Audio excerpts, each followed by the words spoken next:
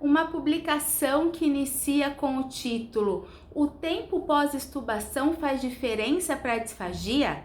É o artigo escolhido para a segunda coartigo dessa semana, que vem aí com o objetivo de verificar o quanto que um exame de naso feito com mais tempo pós-extubação pode verificar melhores índices de aspiração traqueal em pacientes adultos em ambiente de terapia intensiva, e os resultados demonstram que sim, reduz a aspiração, a melhora de deglutição no segundo momento, o que não necessariamente significa que não exista um alto percentual de paciente indo muito bem em termos de proteção de deglutição já com poucas horas pós-extubação. Te interessou esse tema? Fica aqui para discussão que eu vou aprofundar essa publicação da Dysphagia de 2019, a publicação de Steve Marvin e colaboradores, que vem aí um estudo prospectivo trazer o objetivo de determinar se a ocorrência da disfagia e como que ela foi determinada, presença de penetração laríngea e aspiração traqueal pela nasofibro, e a necessidade de modificação de dieta, se há redução da ocorrência da disfagia entre a naso com 4 e 24 horas pós-extubação. Então foram realizados 2 exames e o objetivo é verificar se há redução da ocorrência de disfagia com o passar das horas.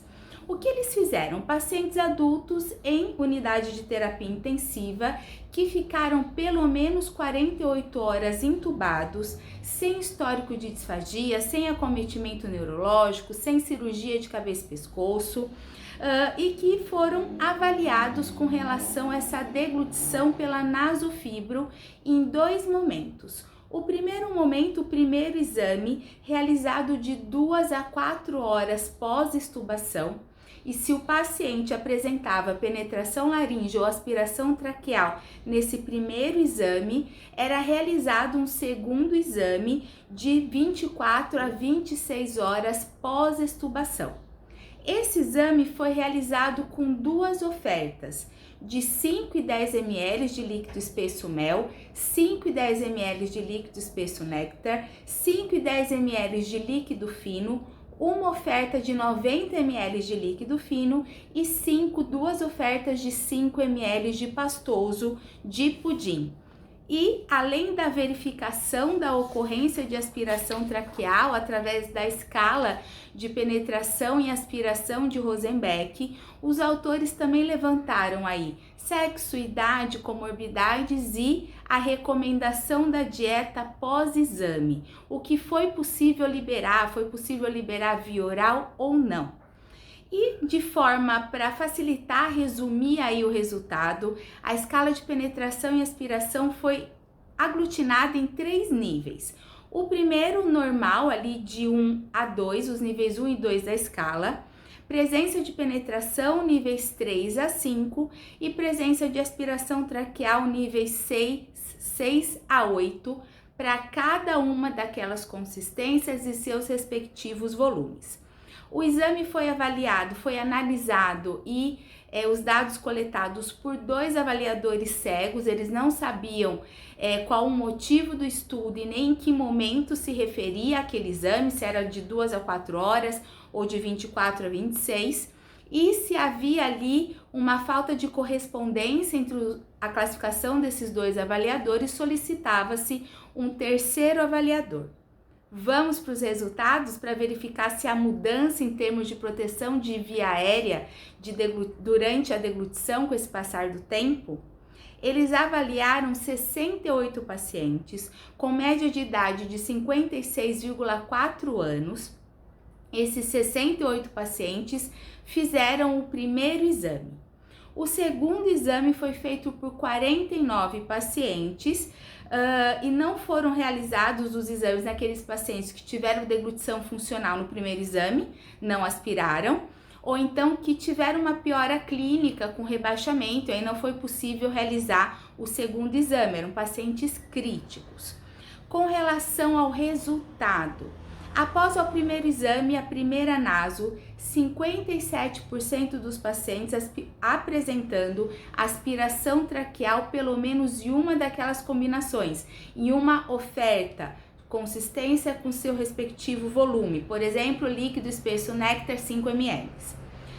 Após o segundo exame, para os 49 pacientes, 59% apresentando aspiração traqueal em pelo menos uma oferta. Com relação à liberação da dieta, após o primeiro exame, 61% dos pacientes tiveram via oral liberada, sendo 22% de dieta geral com líquido fino, sendo esse líquido fino com uso de manobra protetiva ou não, mas sem grau de espessamento. E após o segundo exame, 66% dos 49 pacientes com liberação de dieta via oral, algum tipo de dieta, sendo 14% dieta geral com líquido fino, sendo líquido fino com algum tipo de manobra protetiva ou não. E vamos à comparação dos dois momentos, que é o que mais a gente quer ver nesse estudo. Esse estudo ele traz aí resultado de análise multivariada para verificar quais foram os critérios de histórico para risco de aspiração silente, mas a grande riqueza desse trabalho é a mudança em termos de deglutição com o passar de horas pós-extubação. Então é nisso que eu vou focar a discussão e os resultados, tá? Comparação dos 49 pacientes que fizeram os dois exames. 80% desses pacientes apresentaram melhora da proteção de via aérea, comparando o primeiro com o segundo exame, em pelo menos uma consistência com seu respectivo volume. 20% sem melhora e não houve nenhuma piora. A melhora ou a manutenção das condições de deglutição não teve relação com sexo, idade, tempo de intubação orotraqueal e comorbidades prévias.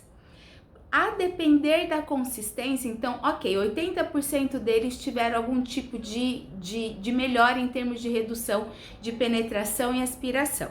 A depender do volume e da consistência, esse percentual de melhora vai de 65% a 91% do primeiro para o segundo exame, e tiveram como significância estatística, ou seja, comprovação pela análise estatística que o segundo momento foi melhor que o primeiro.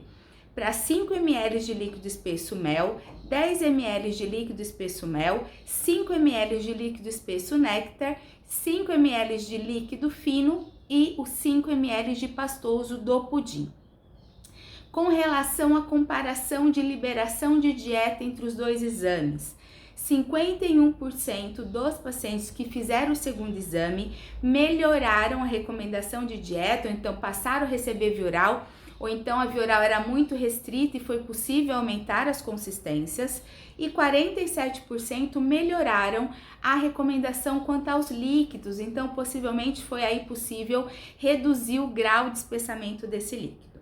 Só para curiosidade, que eu falei que eu não vou aqui aprofundar a discussão nesse lado, na análise multivariada, os quesitos idade, a razão da admissão na UTI, a razão da intubação orotraqueal e a presença de DPOC, doença pulmonar obstrutivo crônica, como histórico, foram selecionados pelo resultado estatístico como risco para aspiração traqueal e aspiração traqueal silente nos dois momentos do exame. E a discussão, os autores, claro, ficam muito tempo no que a gente mais quer saber, que foi o que eu falei, que é a grande riqueza desse artigo, a mudança de padrão de deglutição, de segurança, melhor dizendo, de deglutição, com o decorrer das horas pós-extubação. E aí eles trazem que houve sim melhora, redução da permeabilidade do alimento na via aérea inferior, da penetração laríngea, da aspiração traqueal. Peço desculpas pelo ruído de fundo, mas é pior eu parar. Vou seguir. E melhora da recomendação da dieta, ou seja, comparando o primeiro com o segundo exame, que levou mais tempo. Então, o quanto que isso influencia na nossa clínica? É preciso esperar as 24 horas para essa extubação, já que essa deglutição melhora? E aí ele traz isso como dois grandes braços. O primeiro braço Sim, se eu tenho uma melhora em termos de segurança de deglutição, comparando de 2 a 4 horas pós-extubação com 24 a 26 horas pós-extubação, faria sentido aguardar, porque eu tenho uma tendência a se ter melhores condições de proteção, mais segurança para essa avaliação. Porém, existe um outro braço, existe um outro lado, e ele traz isso de uma forma muito abrangente na discussão, que 61% dos pacientes já no primeiro exame chegou a algum tipo de liberação de via oral. Ou seja, não tinha uma disfagia tão importante que justificasse aguardar as 24 horas para um momento de avaliação, e que avaliando antes, liberando essa via oral antes, foi possível aí talvez em termos de ganho de qualidade, em termos até de segurança clínica, contribuir com esse paciente. Então, que sim, existe um olhar individual para cada paciente. Isso vai muito de encontro à nossa prática clínica. O quanto não existe um protocolo fechado. É necessário aguardar 24 horas, é necessário aguardar 48 horas para avaliação. Quem é esse paciente? Quanto tempo ele ficou intubado, apesar desse estudo não ter mostrado tanta significância com relação a esse dado? Qual o risco clínico desse paciente? O quanto ele está estável ou não? É isso que vai responder o tempo pós-extubação, que é aconselhável uma avaliação de deglutição.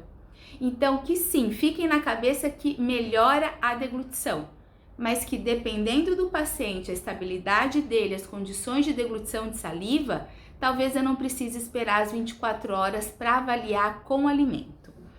E ele traz ali a importância de se levantar os riscos, quais são os fatores de risco para aspiração traqueal, reforça aqui o quanto esse estudo não houve relação duração da intubação orotraqueal com a presença de aspiração, mas que existe na literatura essa relação, e que mesmo demonstrando essa melhora de deglutição do primeiro para o segundo momento de avaliação, o quanto os índices de aspiração traqueal são altos nos dois momentos e que necessita, para a segurança clínica desse paciente, uma avaliação especializada em termos de deglutição, avaliação fonoaudiológica clínica.